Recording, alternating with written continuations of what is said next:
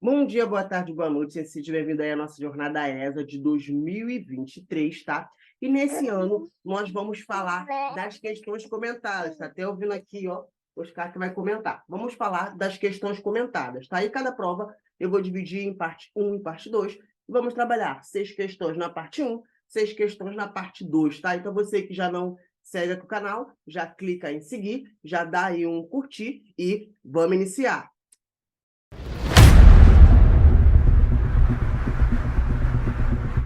Questão 1, vamos lá.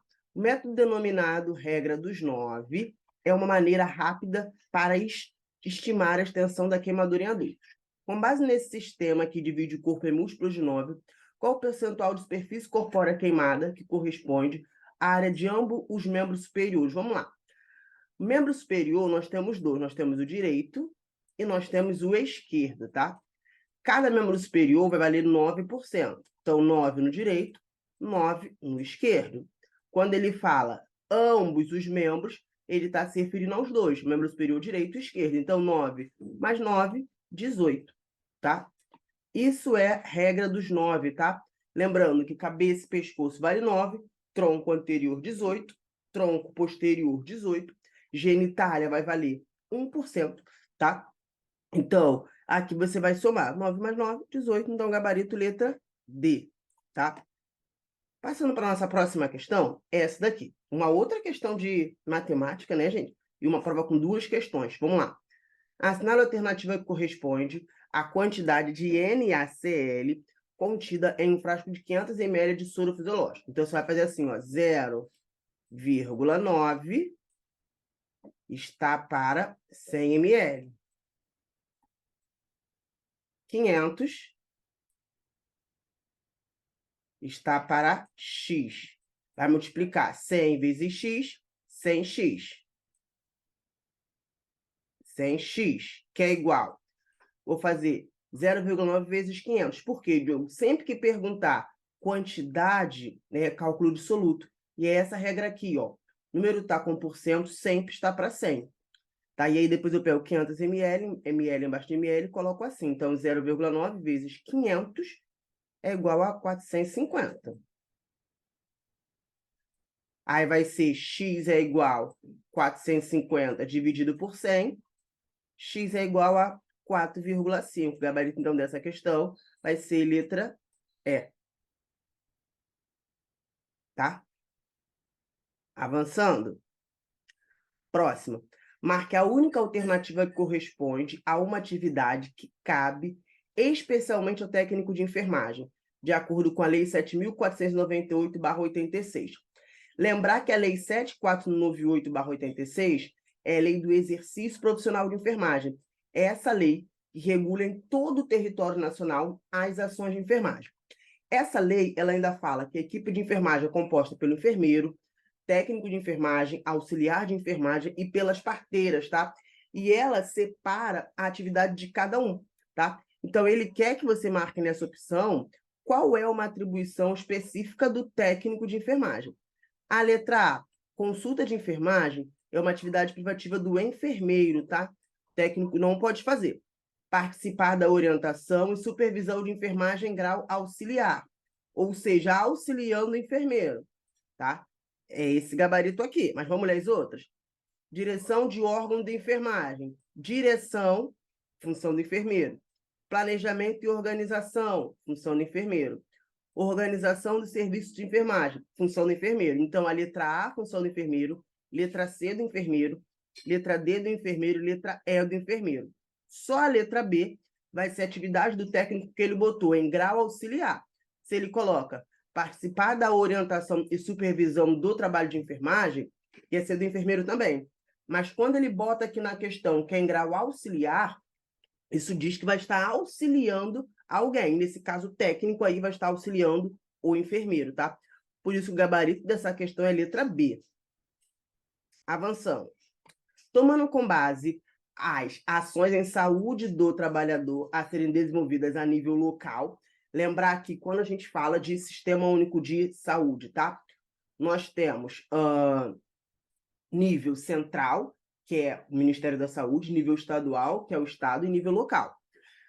corresponde a uma atribuição específica do auxiliar de enfermagem, tá? Vamos lá. Uma atribuição, volta aqui, do auxiliar de enfermagem no local de trabalho, tá? Então, vamos.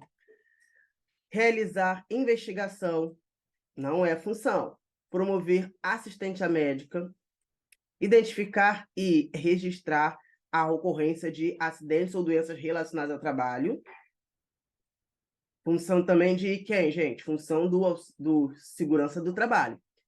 Desenvolver programas de educação em saúde do trabalhador, também não é função do auxiliar. Função dele, coletar material para exames laboratoriais. Então, gabarito letra D. Investigação, gente, em ambiente, é só você lembrar. Se ele é auxiliar, ele faz as atividades sempre em grau auxiliar. Ele não faz nada que tenha que estar à frente de algum lugar.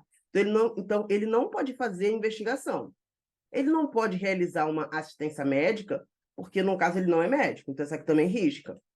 Identificar e registrar a ocorrência de acidente ou doença relacionada ao trabalho. Isso é função de quem? Existe o técnico de segurança do trabalho que vai fazer isso, ou qualquer outro profissional com especialidade em segurança do trabalho. Desenvolver programas também não é atividade do auxiliar. Função do auxiliar, coleta de materiais para exames laboratoriais, tá? Vamos lá. Identifique a veracidade das afirmativas abaixo acerca dos hemocomponentes nos postos de enfermagem, usando V para verdadeiro e F para falso. Vamos lá. O crioprecipitado e o concentrado de plaquetas, uma vez no posto, devem ser imediatamente transfundidos. Concentrado de hemácio plasma poderão ficar sobre uma bancada em embalagem especial e caixa térmica por até 4 horas. Após esse tempo, devolver ao banco de sangue.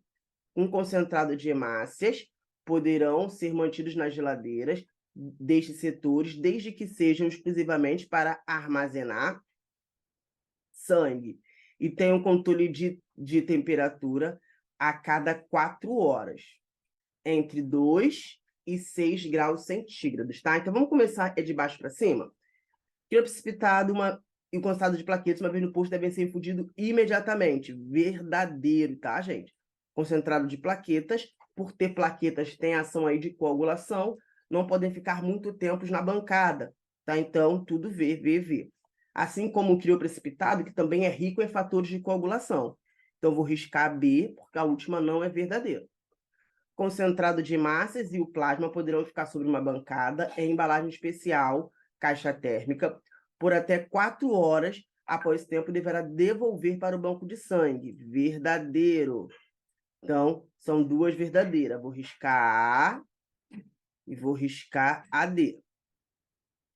Concentrado de hemácia e plasma poderão ser mantidos em geladeira desses setores. De que setores, Diogo? Posto de enfermagem. Desde que sejam exclusivas para armazenamento de sangue e tenham controle de temperatura a cada 4 horas, entre 2 a 6 graus Celsius, tá, gente? Hemocomponente não pode ficar armazenado no posto de enfermagem. O hemocomponente ele deve ficar armazenado no serviço de hemoterapia e hematologia. Na hora de administrar, ele vai vir para o posto de enfermagem, então não pode ficar lá guardado. Então, falso. Então, FVV, gabarito letra E. Tá? Próxima. Marque a alternativa que apresenta o nome que se dá à capacidade de um bioagente de produzir casos graves ou fatais, tá? Vamos primeiro definir cada uma. Vamos lá. Imunogenicidade é a capacidade que um agente tem de, quando entrar no seu corpo, de criar a imunidade em você. Então, se você vai criar ou não imunidade, o que vai dizer vai ser a imunogenicidade. Período de incubação é o tempo quando o vírus, a bactéria, entra no seu corpo e ele não é passível de detecção pelo seu sistema imunológico. Ou seja, mesmo que você faça exames, tudo, você não consegue detectar esse agente etiológico. Virulência é a capacidade de um bioagente de causar casos graves ou fatais no hospedeiro. Infectividade é a capacidade que o micro-organismo tem de entrar no seu cliente, crescer e se multiplicar. E patogenicidade é a capacidade que um agente tem de causar doenças ou não. Feito essas definições, Quando eu falo de produzir casos graves ou fatais, eu vou ter a virulência como sendo aí o que produz esses casos graves e esses casos fatais. Definição em saúde pública, tá, gente? Dá uma pausa, volta para pegar todas essas definições, que são importantíssimas, tá bom? Espero que você tenha entendido, gente. Te aguardo na Jornada ESA parte 2, tá? Que vamos comentar as próximas 6 questões da prova de 2021, 2022. Até!